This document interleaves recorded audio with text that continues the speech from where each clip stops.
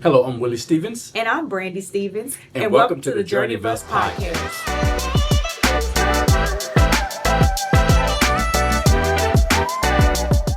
Welcome to the Journey of Us podcast, season 5, episode 2, where we discuss prioritizing us and keeping intimacy alive while building a life together. So, have you ever felt like we were more of roommates than romantic partners? Yes. That was a quick yes. Yes. Like you was waiting on that. Yeah, I was. But yes, I felt like that when we started running businesses, and we're both working all day, never really dedicating time for one another. Inevitably, it seemed as if, you were coming in, I was going, or we're both coming in, but we're still working, and it didn't feel like a marriage anymore. I thought it felt more like this was just transactional. Wow. So I need to know, like, specifically when was I at the DA's office and started the salon yet, or when exactly was that? I think it was probably when you were still at the DA's office. Mm-hmm. I had just opened up my practice, and you had started going to school at night. Oh yeah. And it seems so long ago, but during that time, yeah, absolutely, we rarely saw each other. Yeah, and so that was one of the most difficult points, I think, in our marriage for me, when we're talking about the two people trying to build something and the growing pains associated with it. But yes, that was, I felt like we were roommates. And I think I said something a couple times. We had a conversation about feeling as if, the intimacy is gone, and it had nothing to do with sex.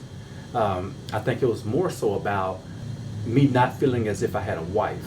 I just felt like as if I had a roommate or partner. I was in college again, and that's not something that I enjoyed. But I understood it. Yeah. I understood that we're going to have this, especially when we're not coming from money. We're building something from scratch, and this is a part of it. This is our labor that we're having to have in order to produce what we currently have. And so I understood it intellectually, but the practical side of it, it was difficult for me to wrap my mind around it, because I was actually going through it versus just hearing about somebody dealing with this. How did you get through those times? How did we get through those times? Well, I think me personally, I had to remind myself that this is not forever. This is a process. Just like anything that I've gone through in my life, I've always had to say, okay, well, the difference between me and anybody else is that we all go through things, we all feel certain things, but I'm not going to quit. And that's what I had to do to get through it. I had to tell myself, this is a part of the process. You will not quit. You will we will work this thing out as we go through it, and then it's going to be great at the end. I'm trying to reach back in my memory and see. I think I was just so focused on working. Yeah. So focused on working and getting out of school, because even at that point, I think I was doing hair on the weekends. Yeah. In the apartment, in my sink. Yeah, I remember. Yeah. So I think I was just so focused trying to get out, and but now that I think, thank you, I appreciate you for sticking in, because you didn't have to stay. I know I didn't. Did You did not have to stay. In an accident, want somebody to fight for you.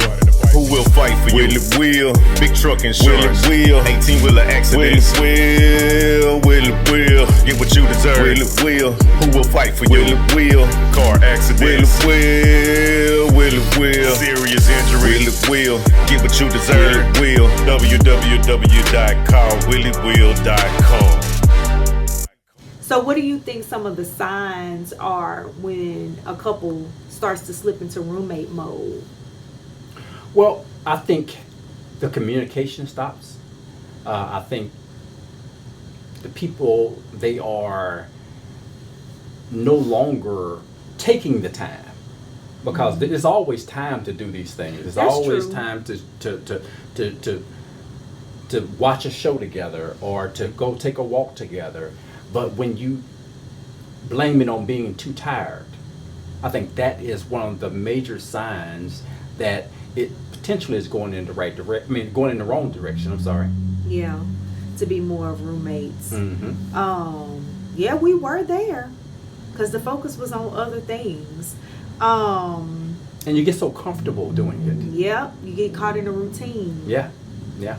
And I'm sure that was hard for you because I know that one of your primary love languages is quality time. Yeah.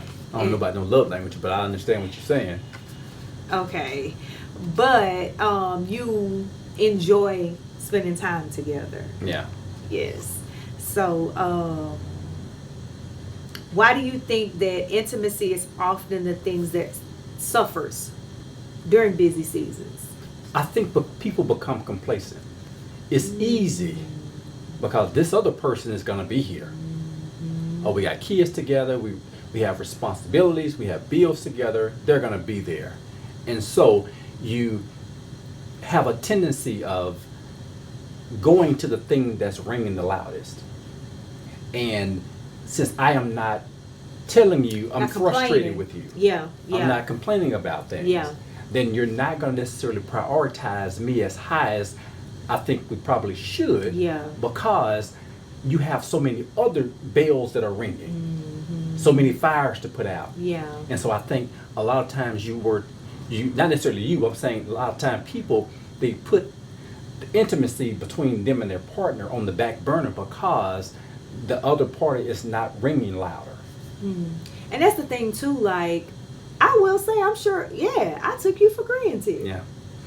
I did. And so hopefully this will help someone, because I have said it, not just in other podcast episodes, but I've shared with other people how I felt like, early on, our marriage sacrificed a lot, our family sacrificed a lot. And it was a mistake that I made early on, just pursuing passions and pursuing dreams for the family. Yeah. But our marriage suffered, and so did our family. Like, I look back on it and wish I had spent more time with you and spent more time with our son. And so I've learned now to prioritize that and do better with that and be intentional about the time that we spend together. But you're right, most men, and I don't think you did, I think you said, but I don't think you said enough. So for the women that are listening, like, what are some signs, or what can we do? Because he may not say anything. And we both know that if a man has kind of checked out, he can be still coming home, but not be happy and not come home. And you did that and you stuck it out, and I'm grateful for that. But a lot of men won't because it gets too far gone. So what is, I guess, something that a woman can look at, or can we encourage you to talk to us? Like, what can we do? Well, I don't think it's more so about talking in those type of situations. It's more so about her recognizing that things have changed and not get so caught up in the hustle and bustle of life, or in you trying to progress in your career, that you take the other party for granted. I think it's more so of you recognizing that things have changed. Well, how do you know if he's not saying anything? Well, I think it's more so of not necessarily him saying anything on something like that, but you know whether or not things have changed.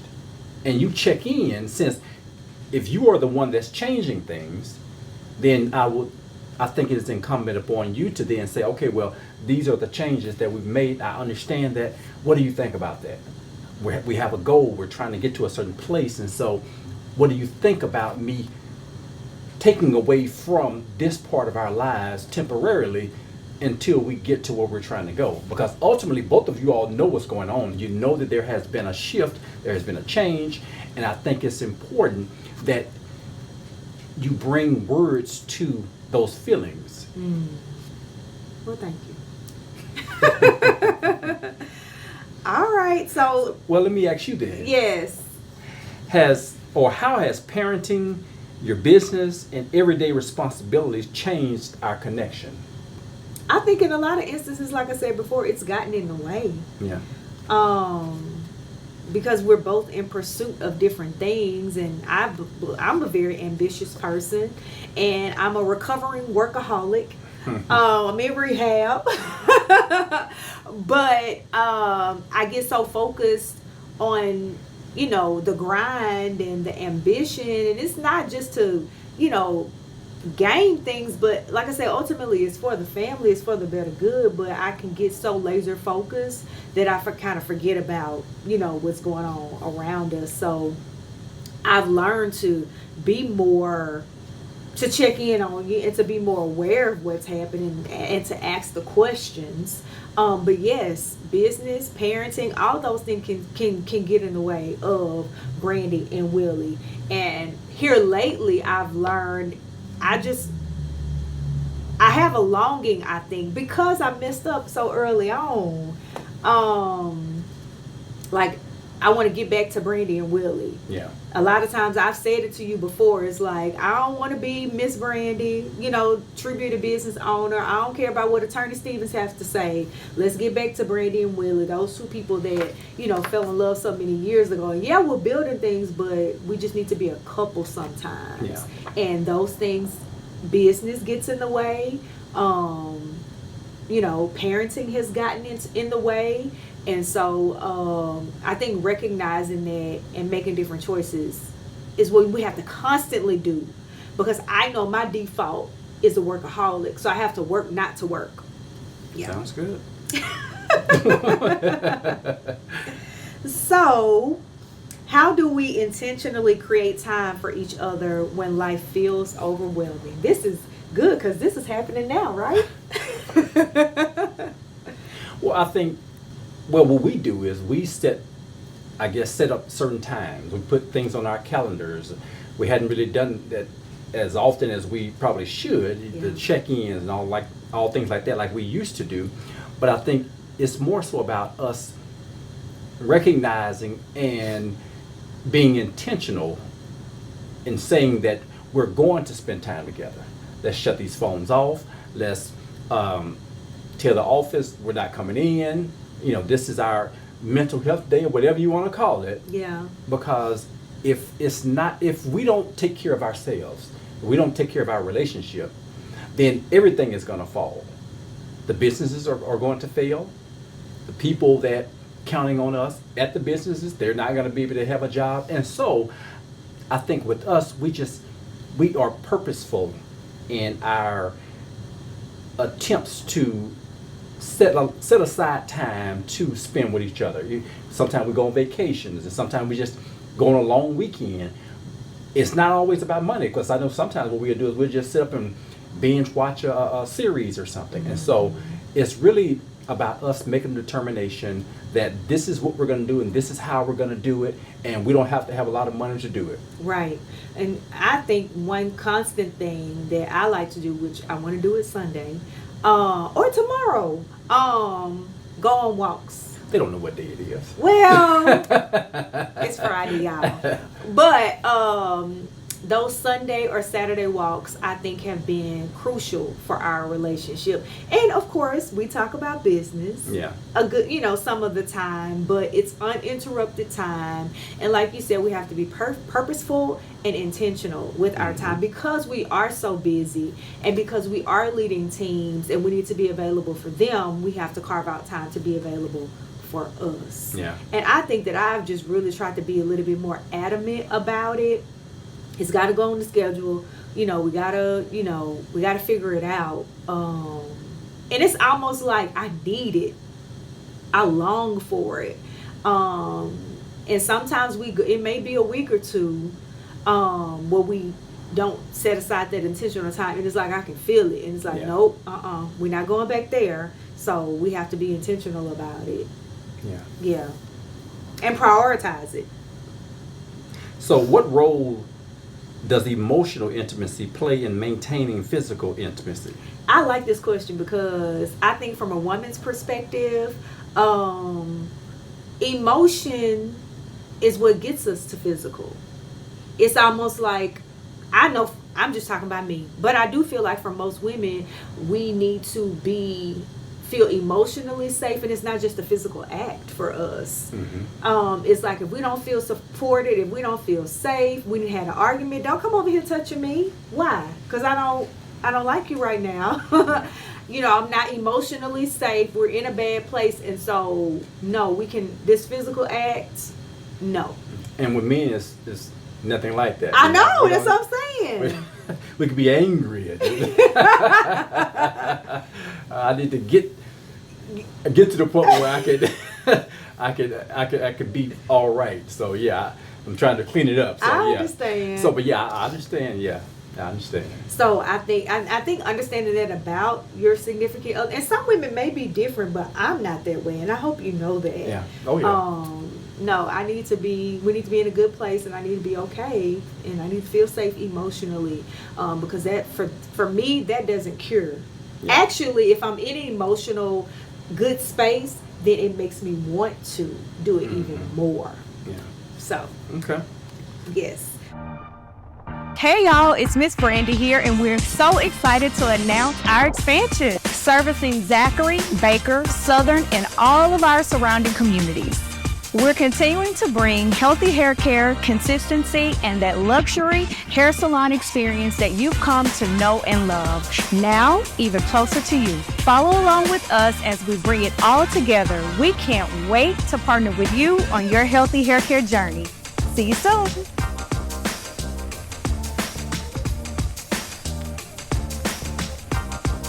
What are some simple things that couples can do to reconnect when the distance becomes too great? Well, first you need to recognize that it's going in that direction. And some simple things you can do is just carve out time. Go take walks together. Go cook together. Yeah. Go sit outside together.